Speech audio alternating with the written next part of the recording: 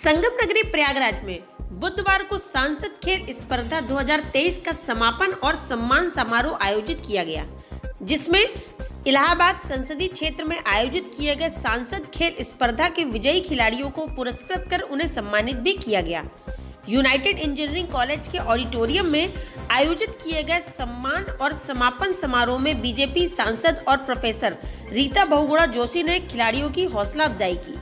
इस मौके पर उन्होंने कहा कि देश के प्रधानमंत्री नरेंद्र मोदी ने जिस तरह से बच्चों और युवाओं के विकास के लिए नई शिक्षा नीति तैयार की है, उसी तरह से देश में नई खेल नीति भी लागू की गई है, जिसका क्रियान्वयन खेल मंत्री अनुराग ठाकुर बखूबी कर रहे हैं। उनके मुताबिक टेक्नोलॉजी के इस दौर में बच्चे जहां ऑनलाइन गेम खेल रहे हैं, वहीं खेलो इंडिया मुहिम और सांसद खेल प्रतियोगिताओं के जरिए बच्चे फिर से मैदान पर उतरकर भिन्न भिन्न खेलों में शिरकत कर रहे हैं।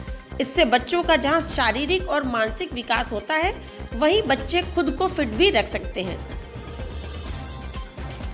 बीजेपी सांसद और प्रोफेसर रीता बहुगुणा जोशी ने कहा कि पीएम मोदी की प्रेरणा से खेलों के प्रति आज देश के युवाओं का रुझान बढ़ा है।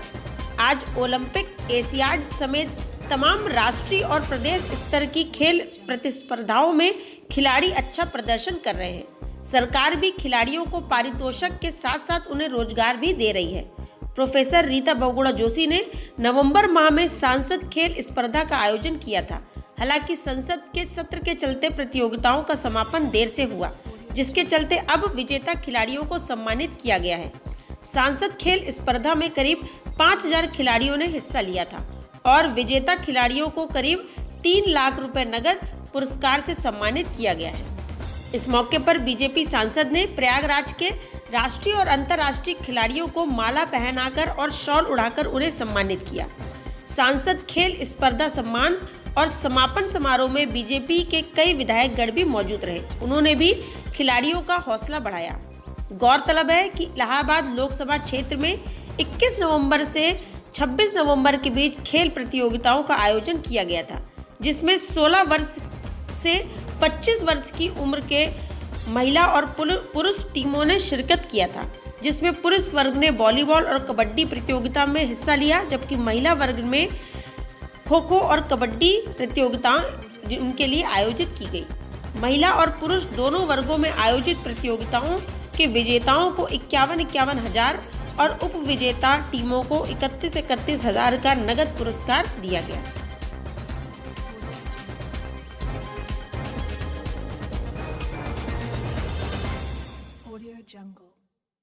खेल प्रतियोगिताएं हुई थी और यहाँ पर आज किस तरह से सम्मानित किया गया और जो पुराने खिलाड़ी हैं उनको भी आपने सम्मानित किया है, क्या उद्देश्य रहा है इसका? देखिए, माननीय प्रधानमंत्री जी का मंशा है कि इंडिया खूब खेले और खूब फिट रहे, और खेल के प्रति हमारी जो पहली रुचि नहीं इतनी थी जितने पिछले 10 साल में हुई है।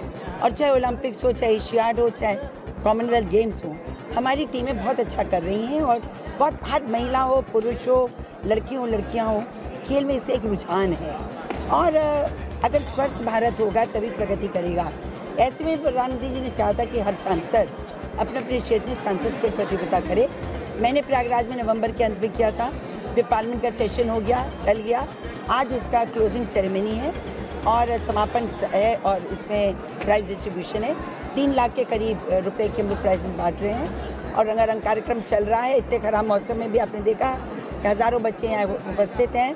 तो एक रुझान भारत में खेल के प्रति आया। नरेंद्र मोदी जी ने अपनी जो जैसे नई शिक्षा नीति बनाई, वैसे खेल नीति भी बहुत अच्छी हो रखी है और अनुराग ठाकुर जी उसको बहुत कुशलता से चला रहे हैं। और दूसरी ओर जो फिर हमारे अन्य जो युवाओं के लिए कार्यक्रम है, वो भी बहुत अच्छे से चल रहे हैं। हमारे प्रदेश के मुखिया योगी आदित्यनाथ जी भी हमारे खिलाड़ियों को बहुत प्रोत्साहित करते हैं। आज करोड़ों रुपए का पारितोषिक बच्चों को मिलता है और कोई भी बाहर से अगर लेकर आता है एक मेडल, तो न केवल उसको करोड़ों में रुपया मिलता है, बल्कि साथ ही साथ उनको जॉब यानी कि रोजगार भी मिलता है। तो युवाओं का आकर्षण बढ़ रहा है, हमें बड़ी प्रसन्नता है। कितने करीब खिलाड़ी इसमें पार्टिसिपेट किए थे? 5000 के ऊपर खिलाड़ियों ने पार्टिसिपेट किया और उसको देखने वाले दर्शकों की संख्या बहुत बड़ी रही।